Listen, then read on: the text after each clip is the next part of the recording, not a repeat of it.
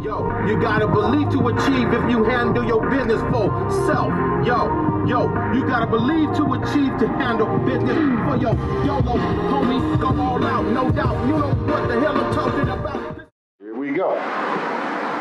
What's up? This is Life in America, the Castro Vegas show. We're here with a little tip out from the block. Ding ding, Sean Kern. We got Jared Levin in the house.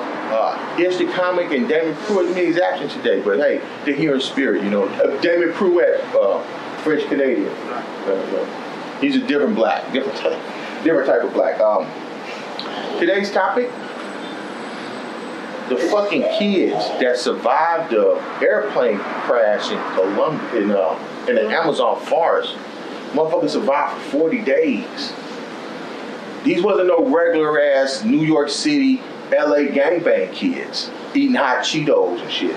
These were fucking raised on a reservation in the fucking Amazon forest, indigenous kids. Have you ever watched Street Fighter? Pretty much. You know Blanca? That's the story of Blanca. That's why he has his plane got shot down, and then he was raised by the animals like Tarzan in the Brazilian rainforest. That's why he moves like that. His real name is Jimmy, and he actually has electric. You know how he has electric powers because he's swimming around with the eels.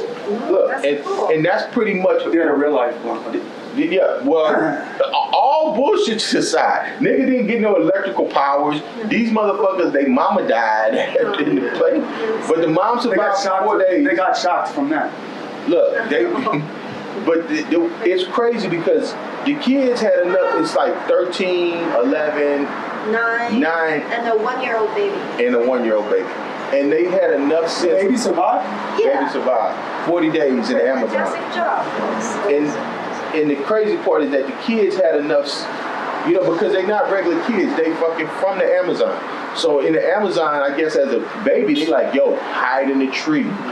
And the trees in the Amazon are probably like millions of years old. So you could just literally get in the crack of a tree, nigga, and just stay there and eat fucking sap and berries and fruits. And they survived. They would have just lived in the fucking forest. Probably would have created their own Their skin is like tough. Yeah, I mean, this is, you know, that's when you think about the resiliency of the human condition. Humans will adapt to anything. If you create them frail, like, hey, in America, oh, you yelled at Barbara, now she's having a nervous breakdown because you creating this frail ass fucking individual. And that's today's topic. The frailty of the Americans versus the resiliency of an indigenous child raised in the Amazon. What you think about this? We're not frail. American. That's how they say you calling me frail, you can fuck I mean, we kind of are. I mean, compared to the rest of the world. Think about, you know, the Middle Eastern child, their world, bombs, terrorism, compared to us.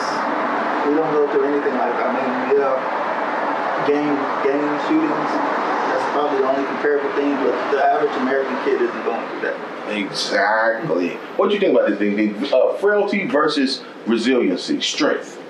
Yeah, I feel like we should find a right balance because we want our kids to be compassionate towards others when they grow up, but we also don't want them to become little snowflakes. I feel like for whatever reason, they're trying to make the new generation, the Gen Z kids, into like these vulnerable little snowflakes because they keep telling them everything out there is a trigger. How are you gonna grow up with a healthy mindset if you see everything, literally everything out there as a mental trigger?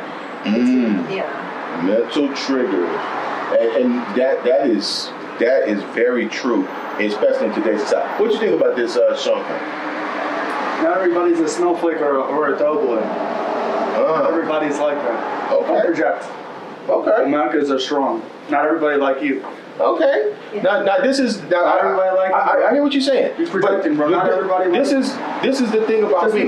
Just because people could be tough just because they have a better living condition.